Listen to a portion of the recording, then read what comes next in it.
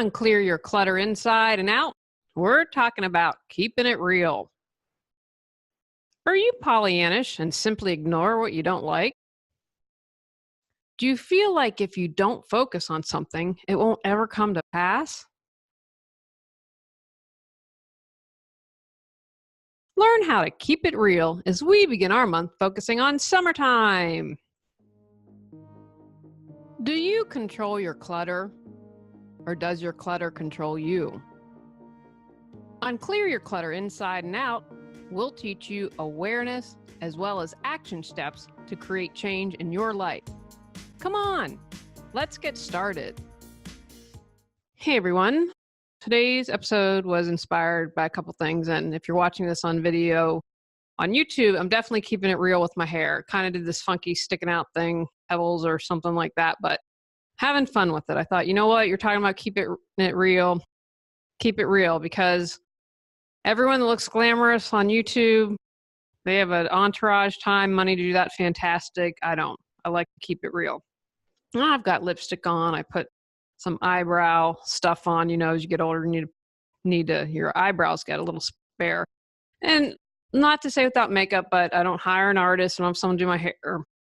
I keep it real. And I think that that's something that a lot of people, the feedback that I tend to get over and over is that I'm real, I'm authentic, and I put myself out there. And as you know, I'm far from perfect. Another part about keeping it real is this is the last month I'm going to be recording in my home. In my current home, we're set to move. I am moving to literally 40 minutes from where I am now, 32 miles south, but it's more rural. We have one choice for internet. We set it up now so that we can just switch it over when we move. So I have no clue how things are going to work. So I'm setting it up now so that if I get in trouble, things don't work, I've got time to figure it out before the podcast starts again, because we're taking a summer break. So I'm getting a little sentimental here. But today was really inspired because I belong to a group that is about, I don't know how accurate it is, because you can have fluff and numbers, but it's over 20,000 people who live in the triangle where I do. And so someone at the beginning of this year had posted, man, 2018 was a bad year. Double raising my hand on that one. And she just was being real and being authentic.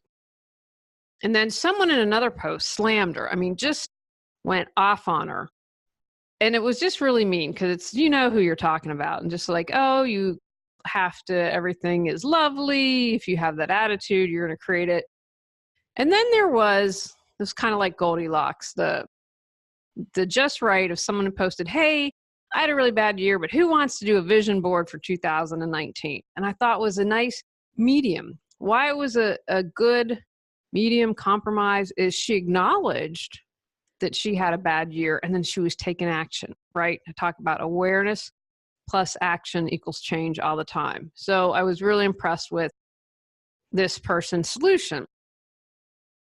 I've also noticed the older I get, they don't care what people think. And I mean that in the best possible sense. Do I care if you think I'm a good person? Yeah, probably. If I don't know you, maybe not so much.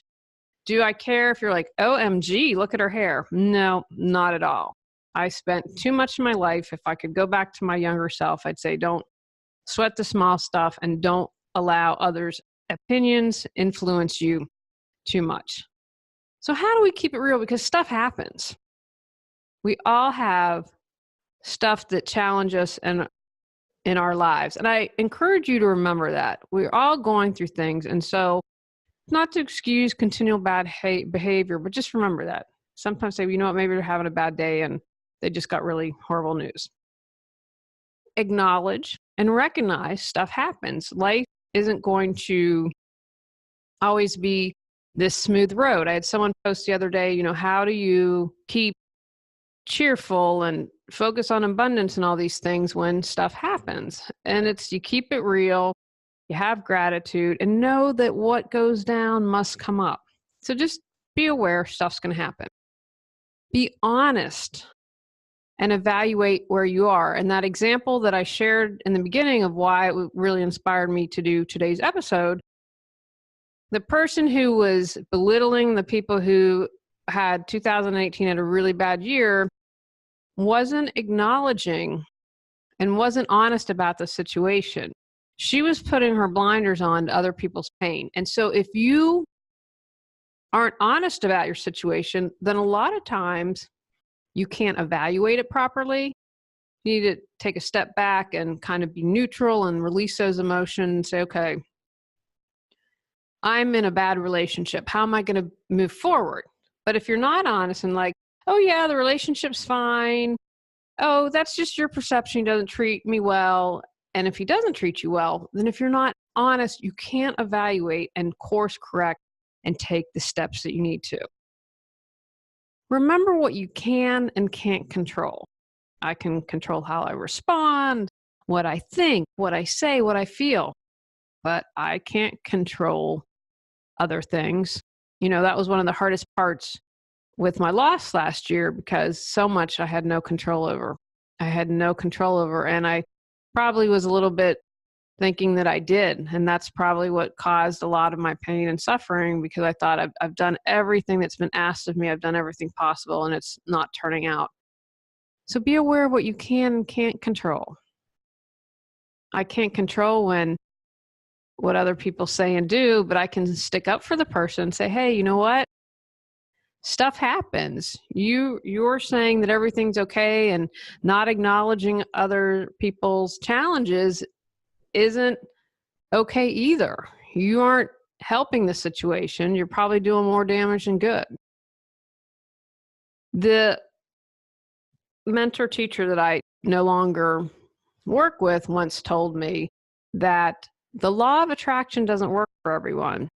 And I kind of am still sussing on this, thinking about it, but I have to say in my life, that's true. That you wonder like, gosh, I think sometimes you can control your thoughts. You need to focus that and you need to keep it real. With a movie like The Secret, I think that probably has done some harm in the sense that if you're like, I say my affirmations, I do this, I have my vision board, why hasn't my life turned out how I desire it to be? We probably all know someone that it's like they snap their fingers and boom, it appears.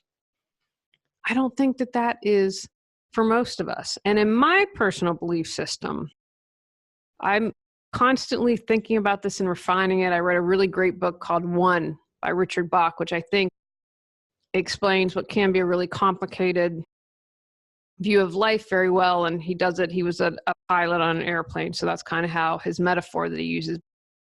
If we're here and we have more than one life, and if we're exploring and seeing how things work, or if we have multiple timelines and are doing these lives simultaneously, that's the thing that makes my head want to pop. Because I'm like, okay, how come I only acknowledge this life and I'm not aware if I'm doing 300 lives at the same time? But it would make sense to me, like, oh, I want to try this on this lifetime. I want to try something else. And so every lifetime, you're not going to be able to manifest that way. And so I'm not convinced. I mean, I still think you need to be positive. You need to acknowledge what's going on. You need to do everything that you are capable of doing and know that, you know what? You might not be one of those people that can just manifest instantaneously. And the more I've thought about this, I'd have to say I'd agree with that because I think there are so many people that do all those things. And then again, when it doesn't happen, we're like, what's wrong with me? And there's nothing wrong with you. So at this moment in time, and of course I leave everything up to debating and learning and growing, but that's kind of where I'm keeping it right now. And right now that feels like that's the truth for me in this moment. So I give you that perspective that there's nothing wrong with you if you've tried to manifest something and it doesn't happen. I do believe, because I think it's a little differently, that what is going on the inside is definitely reflected in your environment. If kind of chaotic inside, it's going to be reflected in your environment in some way, shape, or form. And I laugh. I'm really stressed out because I'm just stressed out with the move and everything. But a lot of stuff is packed up. We continue to pack. So there's not too much chaos. But I feel like a little internal chaos is going. But like in my car, like I just cleaned out my car the other week and I'm like, okay, you've got to get your stress out some other way and exercise. So I just encourage you, if you have, keep it real by not assuming the law of attraction is instantaneous and works for everyone. And if you're one of those people that's going for you this lifetime, fantastic. But just be aware, it's kind of like that poster saying, oh, you're negative Nellies, and don't say it's bad. It's, it was putting our head in the sand. When you prepare for death, you can live your life fully. Where is all that information to your online assets, and would people know how to find it? What do you want people to remember about you? If you were to die suddenly, who would take care of your pets? Julie Coraccio can support you in end-of-life planning and organization. Visit reawakenyourbrilliance.com to learn more. And that's kind of my next point. Accept what's going on and don't bury your head. I've worked with people who have clutter in their lives and are in debt, but they don't open their bills. It's putting their head in the sand saying, I'm not going to look at it. I'm not going to face it. And maybe if I do this, it'll go away. Now, what do you think? Do you think the bill collectors are going to stop calling? Do you think that a magic eraser is going to come and add money to your account or take away your debt? Probably not likely. It's that awareness plus action equals change. A lot of times we can get one, but sometimes not the other. So just accept it, keep it real, and face the problem head on. And that's the time if you need to ask for support. Know what your strengths are and know where you struggle, and that can help guide you to finding people who can support you. Because burying your head in the sand is not going to do anything. That's not going to change things. And a lot of time, that will probably make the situation worse. Give yourself time to heal, mope, cry, scream, shout, whatever it is that you need to do. Remember, our emotions are just energy that want to move. I think especially for women, we get caught up, oh, it's not ladylike to scream. It's not ladylike to punch. No, heck yeah, it is. Whatever you have to do to get that stuff going. This screaming and crying and moping and grieving and stuffing your face or keeping it real. Don't just do the na na na na na and put your fingers in the air, right? You keep it real by acknowledging your emotions. You keep it real by sharing what you're feeling, by getting all that moving and acknowledging, you know what? Life sucks right now. Instead of being like, oh, yeah, I'm a negative Nelly. No. You are giving yourself an opportunity to do what you need to. Move forward. That's the take action part. That's every step counts. If you do 10 minutes a day on something, and God love Cotty because she caught my mathematical error. Now, apparently I can't use a calculator because I thought I went and must have had an error. So anyway, if you do 10 minutes a day, that's over 60 hours in a year. Think about that. The week and a half of work. You can accomplish something in 60 hours. It's almost 61. So don't think that those little steps are doing nothing, because they aren't. And sometimes it's all you can do. Maybe sometimes a day, all you can do is open the bill. You know what? I opened the bill. I can't face it right now. Okay, but I did open the bill. Tomorrow, and again, like you keep moving and putting that foot forward, and you're keeping it real when you do that, because you acknowledge, okay, I'm in debt. I've got to do something about it. All right, my first action is to open the bill. My second action is to say I need help. My third action is to reach out to someone I know that's good with money. Or my action is to post in a group and say, hey, I'm in debt. I have no clue where to start. So remember to take that action. And again, if you need to scream or shout or be frustrated, you're keeping it real. And then finally, keep it real. And this was inspired in the same group. And the woman who's like, what do you do when you're down and out? Focus on what you do have. See the goodness. Like, I'm really stressed out right now, but I'm okay. I have a roof over my head. I have enough to eat. I have more than enough to eat. I have my husband. I have my 3 awesome cats. And again, putting that in the frame of mind that, you know what, even though I'm struggling right now, even though I'm keeping it real, there is still goodness out there. There is still something that I can count on. Try and this is hard, trust the process.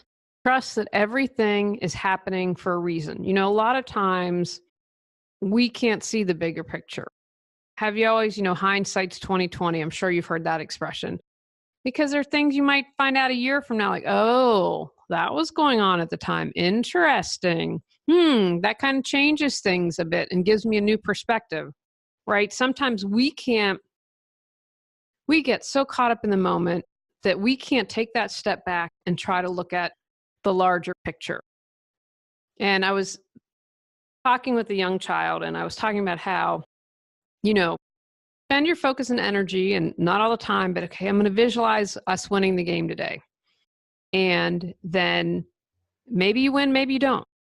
And maybe what you don't know at the time is that there's a child on your team, and that team needed to win that game to make sure that they got X number of wins so that they could play in this tournament. And maybe one of the kids on this soccer team in this tournament is seen by a scout. And then he gets a college scholarship, and then he ends up getting a scholarship to med school, and he's the kid that creates a cure for cancer. No, you're not going to know that at that moment. And that's something that would take, 20, 25, 30 years to develop. And you can't see all that. And so understand that there's maybe a bigger picture going on. And don't get frustrated when you're keeping it real, and just allow for that bigger perspective, because that might support you and help you understand. Take actions from today's podcast.